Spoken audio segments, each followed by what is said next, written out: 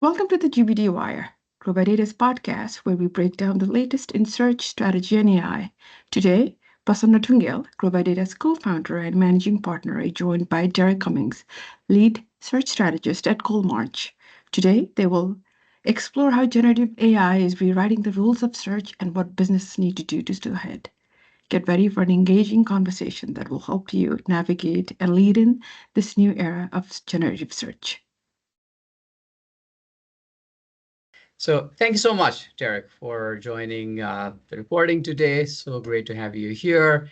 We are at exciting times in search. As the world of search evolves and there's a lot of innovation and changes happening, I certainly appreciate you coming into the conversation and sharing more about your experiences. So let's get started. So Derek, why don't we start with an introduction and tell me a little bit more about yourself? Yeah, Prasanna, happy to be here. Thanks for inviting me. And this is a topic that I really love. I love talking about search, and I definitely have an interest in AI. So this is kind of like my favorite topic. So I am the lead search strategist for Colemarch, and Colemarch is a home services agency with a focus on pest and lawn. We've been doing it for many years, and we're definitely the leader in, I would say, the pest space for sure, but also lawn care. So my job is really kind of our team's, and I oversee some of our strategy, and I also oversee some of our bigger accounts. So I do a little bit of everything. I get to do a lot of AI testing. I get to do the fun stuff. Let's be honest, it's the fun stuff. So yeah, I'm really excited to be here, Prasanna. I'd love to hear about you, your background. Yeah, thank you so much. Yep, I am Prasanna Dhungel. I am the managing partner of GrowByData. We provide search intelligence to top brands and agencies and try to really support clients beyond the costs of all these changes happening. Worked with Google for many years, as the Google SERP has changed, specifically in retail, it's become very visual. And then now helping clients navigate holistic search as it evolves into AI, LLMs, Perplexity, ChatGPT, and so on. So that's why I like to say these are like fun times. And I always enjoy having conversations and ideating on what's possible. So everything's possible, especially now in the age of AI. Exactly. So let's get started, with this. So I think my first question is, how are you thinking about search in the age of AI, with people talking about LLMs and Perplexity and changes in Google? How are you thinking about it? Oh boy, am I thinking about it. So yeah, there's definitely a lot of chatter out there in this space, and a lot of theorizing going on about where search is heading, and I think you could really just go a lot of directions with it. Right now, we're trying to focus on. We're still kind of focusing on Google, I'd say, simply because we've seen Google's search market share only increase, and from the studies that I've seen, I think a lot of people, of course, are really happy to jump on the next new tool out there. And I think that's what a lot of marketers like you and I have been testing, ChatGPT and using Perplexity and that kind of thing. But from my experience and the research that I've done, I haven't seen any huge shifts in search from, for example, from Google or Bing to ChatGPT per se, especially for our industry. We're still seeing pest and lawn customers search on Google.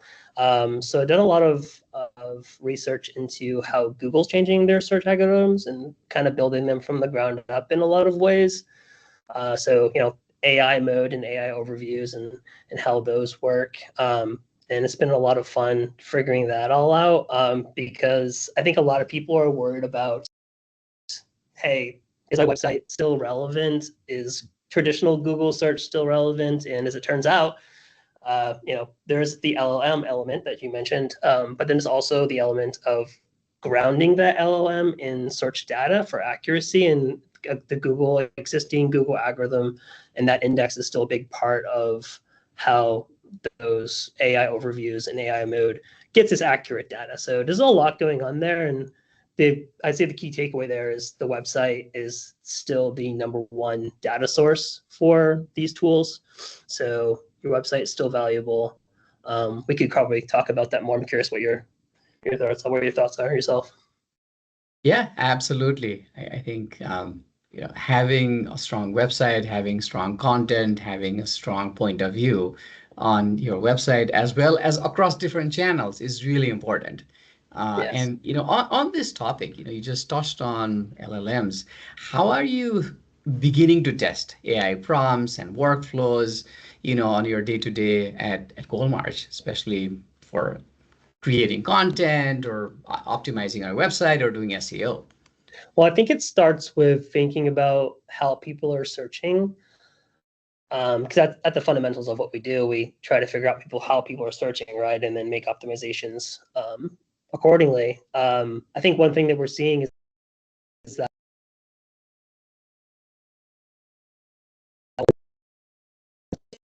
retail searches, they're asking more questions, and they're also asking more follow-up questions.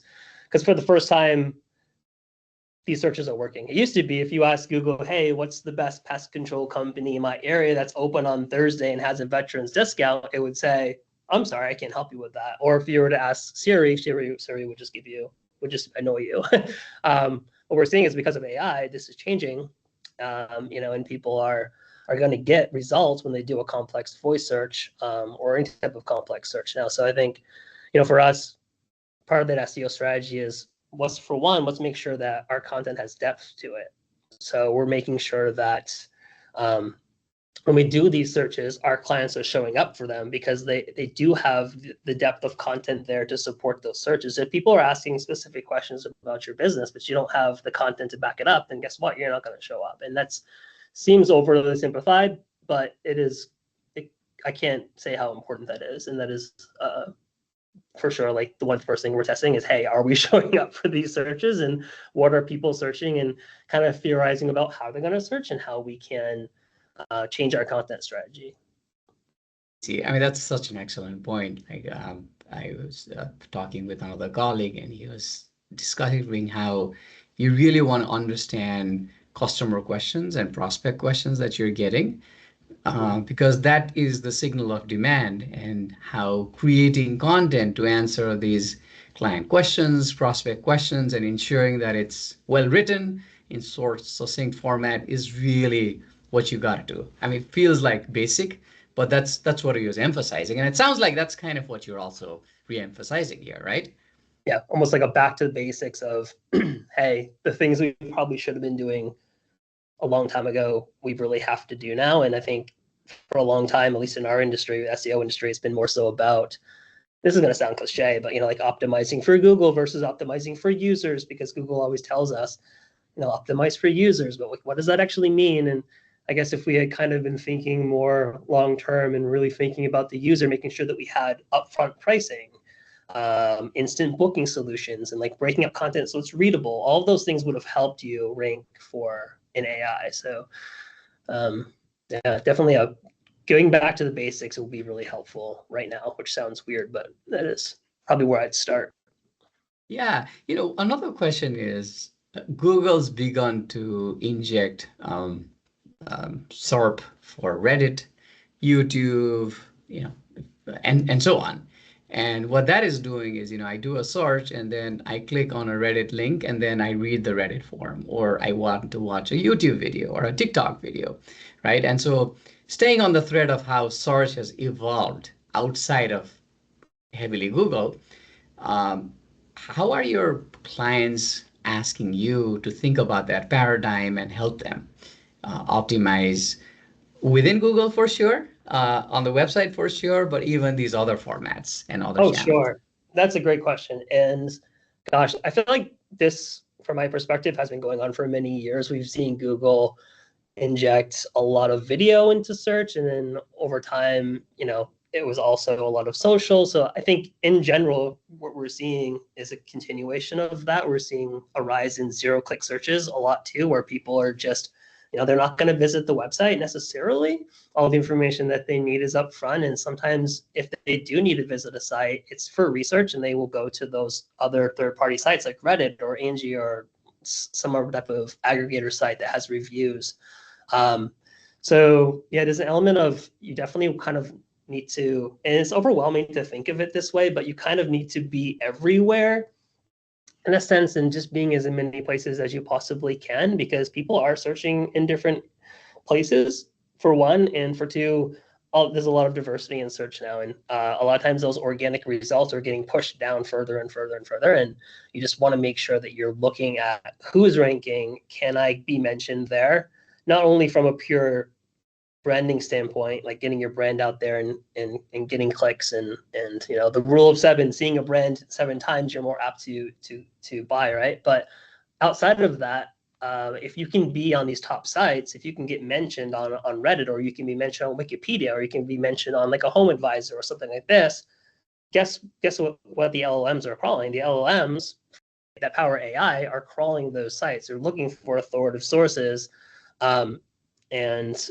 if you can be on those sources, you will have kind of killed 2 birds with 1 stone. One, you'll be in the LLM, hopefully in the training data, which will be the holy grail. And for 2, you will hopefully get some more visibility. I will say, Prasanna, that we have done some tasks to see, like, you know, if we're on Reddit, are we actually going to get any traffic? And it doesn't always translate to traffic, but I would say one of the key takeaways in what's changing in as far as search is kind of thinking outside of traffic. Just because you're not getting clicks to your site doesn't mean that there's no value in, you know, increasing your messaging across the internet. Right, right. And that's really a key question these days, which is, you know, your clicks to your website are going down, but how do you translate visibility?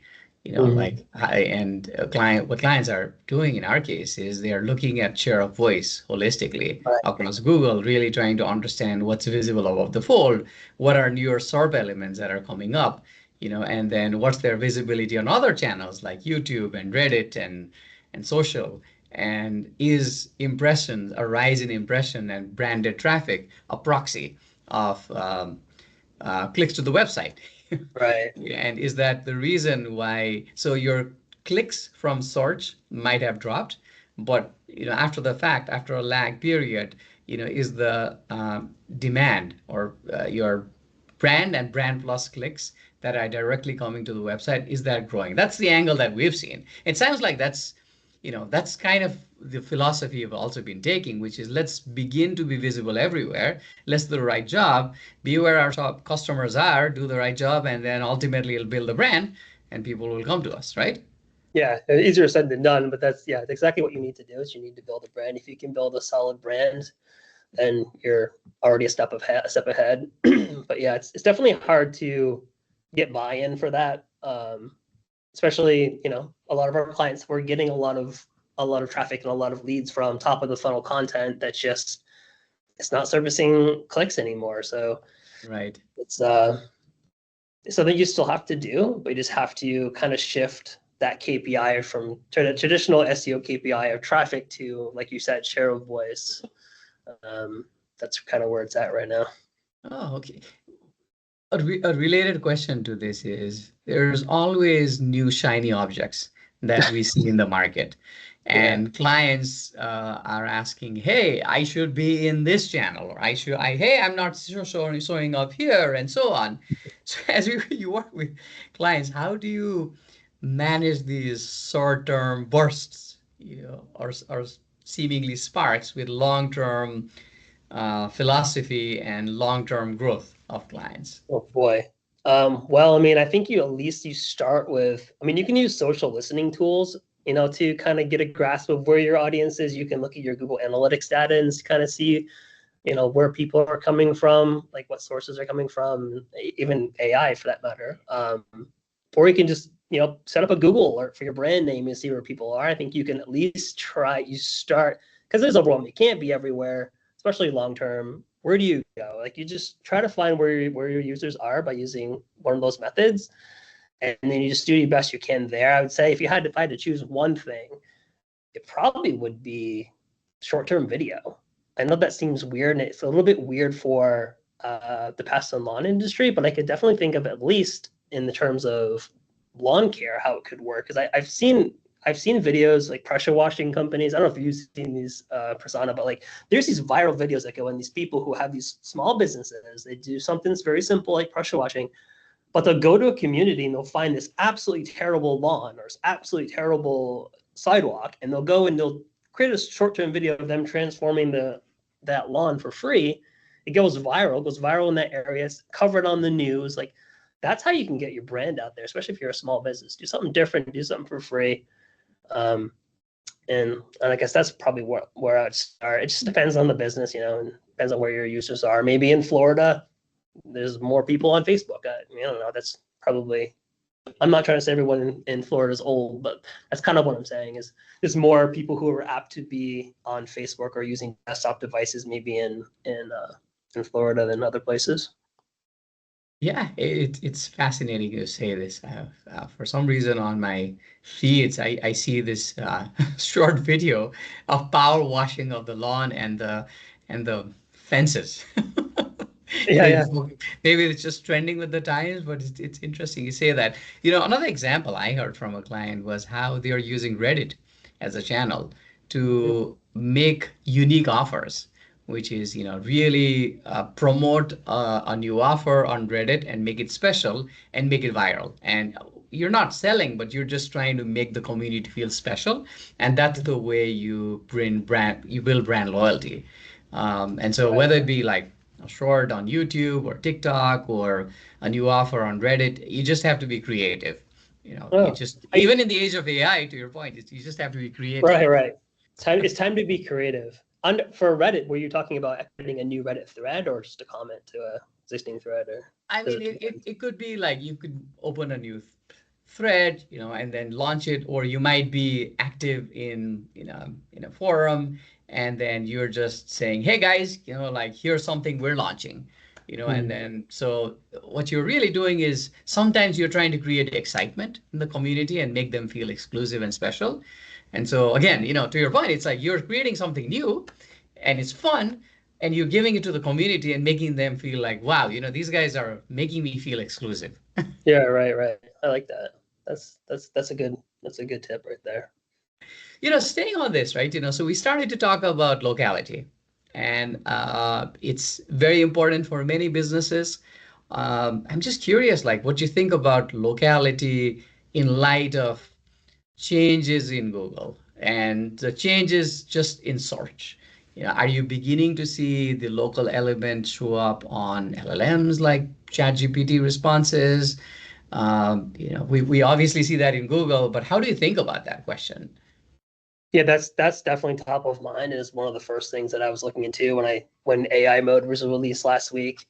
And long story short is yes, locality is still important. Proximity is still at the core of local search, and as long as people are looking for businesses that are near them, which is typical of most local searches, I think Google's going to continue that. And that's what I saw is that when I looked at the map results in traditional search versus AI mode, I was seeing the same results over and over. And that could just be because, you know, Google's referencing local search data that it already has. It's grounding that LLM in that data, which makes sense. And it makes sense that, you know, reviews would still be part of this.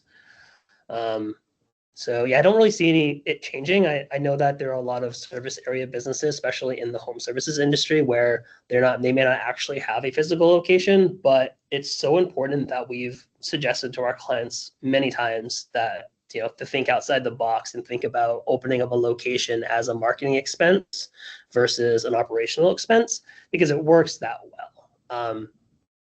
There's a lot that goes into it, of course, but like sometimes I've even seen success stories where people have opened a service area business out of a house or a text house in a particular market, and then leverage some outside the box stuff, like for example, using a DBA, a doing business as business name for that profile, because at the end of the day, the core algorithm in Maps is what's the business the customer is looking for that's closer to you. So it's basically the biggest ranking factor in Maps is still the business name. If you can leverage that in a way that's not spammy, that your competitors aren't going to report you on, or and that's, you know, the easiest way to do that's get a DBA using a primary keyword.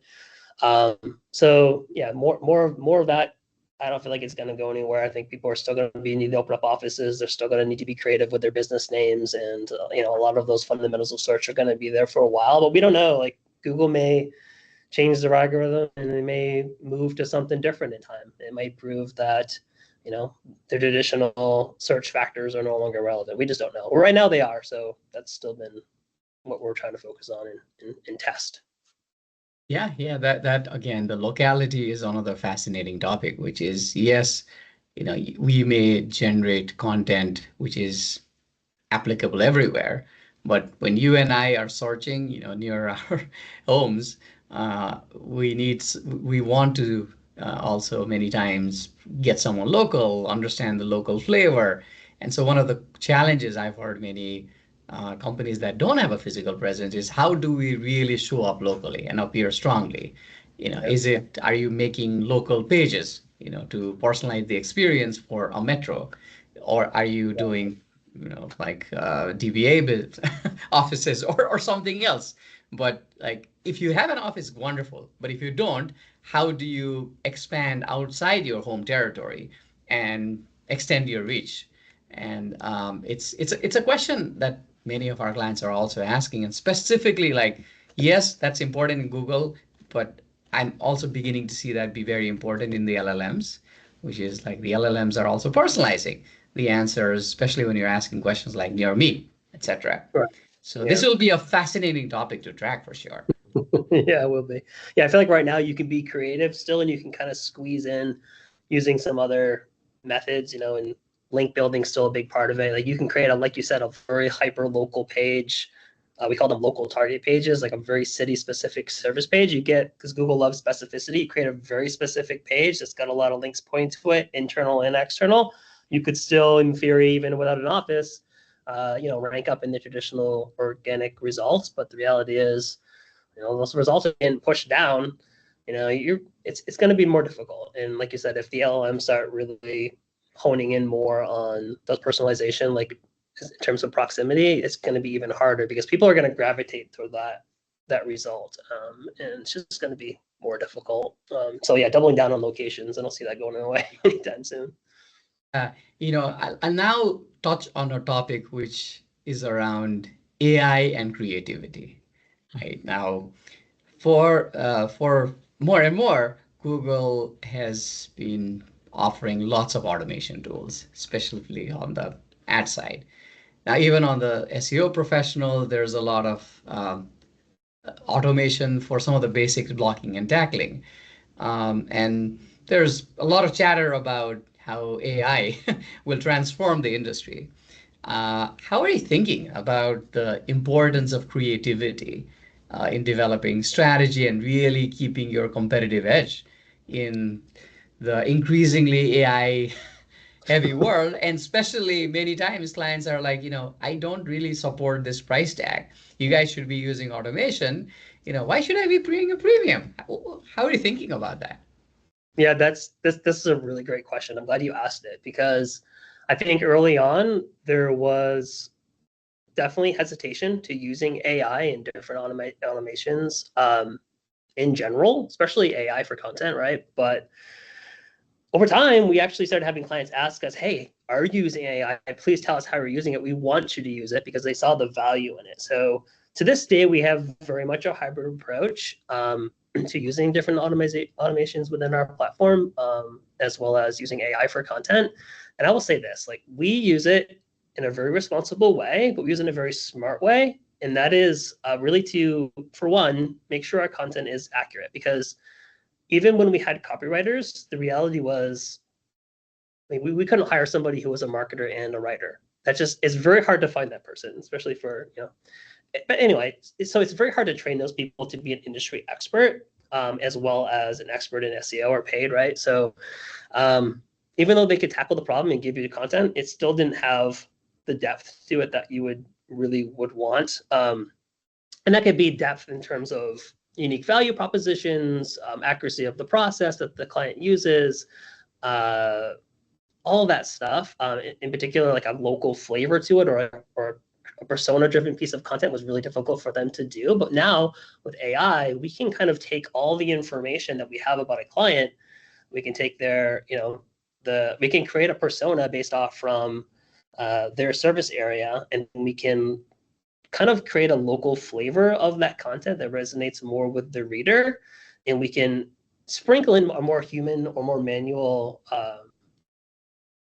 aspect in certain areas. For example, headings. Headings are very hard to create with AI in a way that is engaging. They just seem, it's just very challenging to do because there's fewer characters. That's a place where now, if we're using AI to leverage content in other areas, we can spend more time manually thinking about the persona and thinking about the titles where they can have a bigger impact. So a lot of times what we can end up doing now because of those technologies, we can create more content for our clients than we could before. While it might take us 6 months to build out 20 pages, now we can do that, more upfront, and we can do it with higher levels of accuracy, and we can create content that really resonates. So early on we did some comparisons. What's AI versus the copywriter? And one of two things always happened. For one, you couldn't tell the difference, or for two, the content was better with the AI. And that was in the early stages. So now we're in the stages of, we've kind of mastered this. So now we're very, very confident in the quality of the content that we can create and the conversion that it can do. So that's more so about content. But I mean, there are automations that we use within our platform to help us do our job, but we're very much not an automation first type of platform. We more so look for efficiencies within what we've proven has worked over the years, and that is one of the benefits of working with an agency that has a focus just on pest and lawn, because we are experts in pest and lawn, and we leverage technology to allow us to spend more time on the thinking, more time on the thinking about your business and how to help you, and less time on just the more mundane day-to-day kind of thing. So that's how we utilize technology to basically help our clients by being better marketers, better thinkers versus doers. So that's wonderful. I mean, it's like you're using AI and technology to do the mundane, repetitive. The other thing you said, which is very creative, was how do you offer personalized content at scale? And quickly. You noted 6 months, and so now you're able to create personalized content to different personas by different geographies rapidly, and that's a game changer, essentially. Yep. And I think it's, some people would view it as, or would be worried about their competitors outpacing them. But I would say not a lot of companies have it down to where they can generate good content with AI. And I almost feel like all the bad content we've seen our competitors create has almost helped us help more clients come to us for higher quality stuff. So yeah, thank you for sharing these insights. Now, as we think ahead, right, like over the next 6 months to a year, we know more changes are coming. There's just going to be a lot that we have to be learning and experimenting. What would be your recommendations? How are you thinking about this? Like, how do we think about staying on top of these changes and really delighting clients with our core value while not always going after the shiny objects? How are you thinking about that problem? How are you having conversations with clients?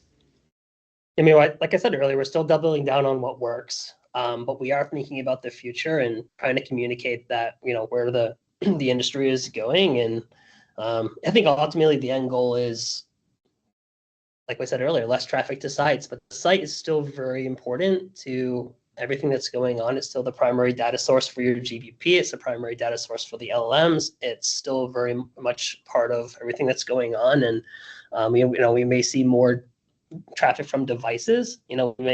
Because one of the cool things that came out was the agent mode. I mean, I'm sure you've heard about this. The AI agents that can basically visit a site for you.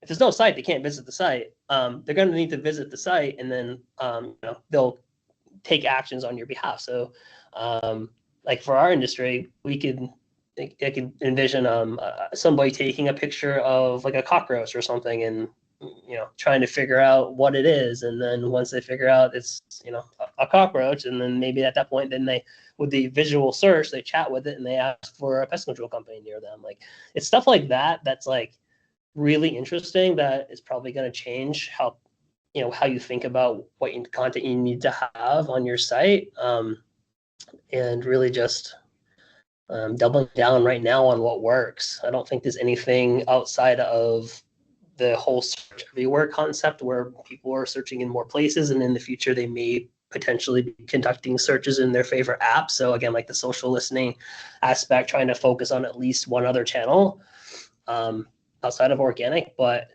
right now we're just trying to tell them, let's continue what's working for now, and then once something for sure stops working, we will tackle it then. But yeah, it's hard to ask a company to completely change everything overnight. But yeah, it's definitely something that we're thinking about. We're thinking about how things are going to change and trying to figure out how we can adapt. But it's hard to make those predictions right now. But everything is adapting, as you know, so fast. Things are changing.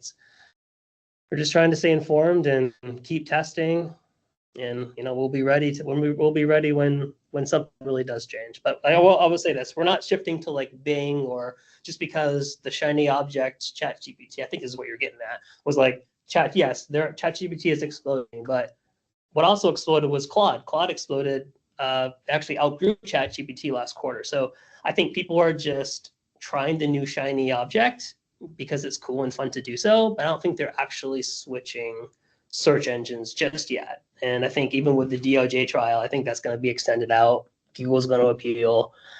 The reality is people are going to be using Google search for a long time. So that's kind of where we're still at right now.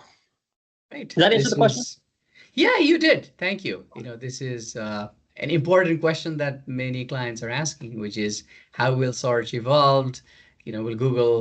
How important will Google continue to remain? How about the LLMs and so on? So I know, Derek, we can be having drinks and talking about this topic for hours and hours. Yeah, we go on for another hour. But thank you so much. I mean, it's a fascinating topic. I mean, we're working with clients on some of these topics all the time. I mean, monitoring all these different channels, looking at share of voice, and really trying to help clients really survive and thrive in these times. But I certainly appreciate the conversation. And Derek, if someone wants to connect with you, what's the best way? Yeah, you can connect with us on Colemarch.com. And yeah, all the information you need about our services and our team is there. And we have quite a number of new webinars coming out. Everything from AI to SEO isn't dead. So if you go to Colemarch.com, there's a webinar link right there, and you can see all of the content that we're coming out with for the home services industry. Highly recommend it. It's good stuff. All right. Thank you so much, Derek, for your time.